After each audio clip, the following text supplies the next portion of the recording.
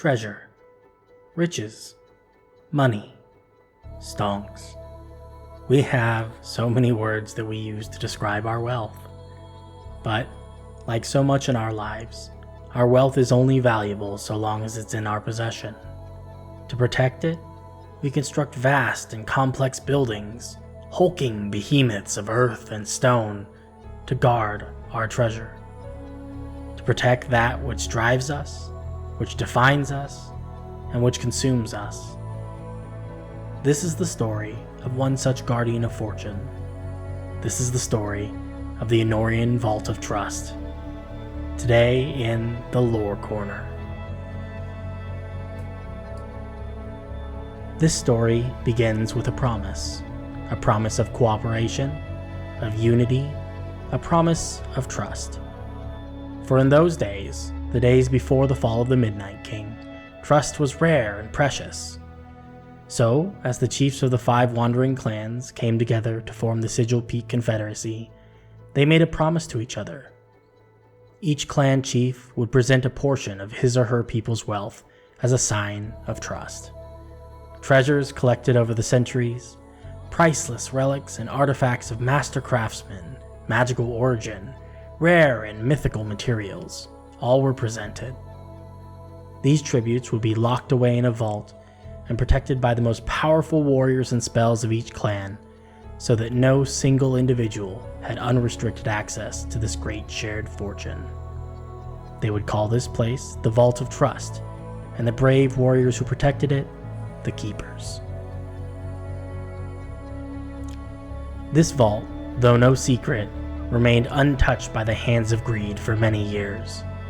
Countless attempts were made by all manner of thief and criminal to breach its walls, but all were turned back by the might of the Keepers and the magic that they wielded.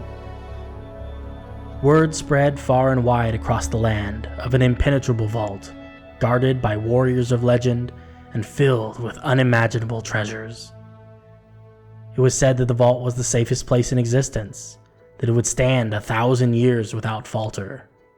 Tales spread like wildfire, among rich and poor alike, growing more lavish and incredible with each telling. Soon people from every corner of the countryside were making pilgrimages across land and sea to ask that their heirlooms, their personal treasures, be protected within the vault. At first, the chiefs were hesitant. Would it sully the reputation of the vault to house these trinkets alongside the combined wealth of the clans? But in time, they would come to see that this small act of charity would bring about peace and unity to a land once so divided.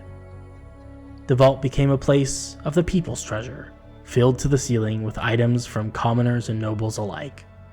A place where every man and woman could place their trust.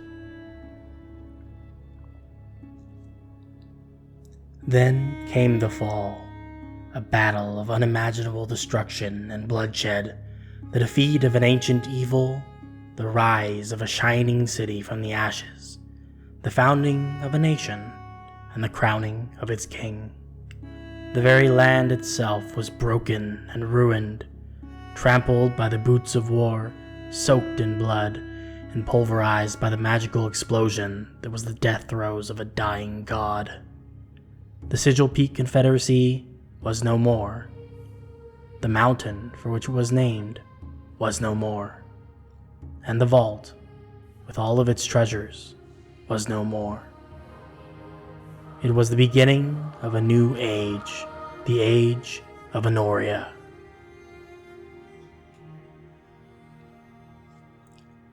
Day by day, stone by stone, the battlefield was cleared, and the city of Illias, the alabaster sanctum, was razed. Reconstruction was slow and tedious, but the people of the new Aenorian Empire pushed forward, led by the guiding hand of their young king, Kymander de Miravel.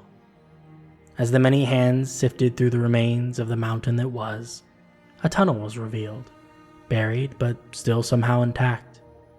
A team of explorers ventured down its dark and cold lengths to discover what secrets lay buried beneath. The tunnel led deep into the heart of the mountain, and it was here that the Vault of Trust was rediscovered, protected from the ravages of the battle above, by many feet of solid stone. As the team approached the vault, a deep rumbling could be heard, and from the walls stepped men made of stone. Like living statues they rose, one by one, from the rocky walls of the vault to stand before the exploration team. The last of the keepers, souls bound to the stone of the vault itself, fulfilling their oath to protect its contents forever. They knew not who they were, or how they came to be.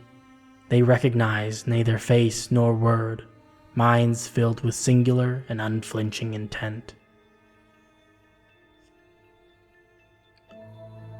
The discovery of the vault inspired celebrations throughout the budding city of Illias. What joy to have the small piece of what once was protected from the greedy hands of war. Those who had lost everything in the fall now had small family heirlooms to cherish in this new world.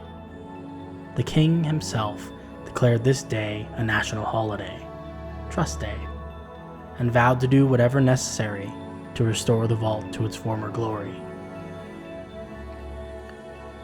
It would take many months of hard work and determination, but eventually the Vault of Trust would be reborn, like a phoenix from the ashes, as the Aenoriian Vault of Trust, a place where all could come from far and wide to find sanctuary for their possessions, for their treasure.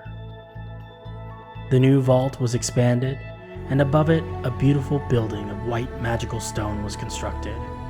It stands there still today, a beacon of hope for the hopeless, and a symbol of the trust between a nation and its people. Welcome to the Aenoriian Vault of Trust.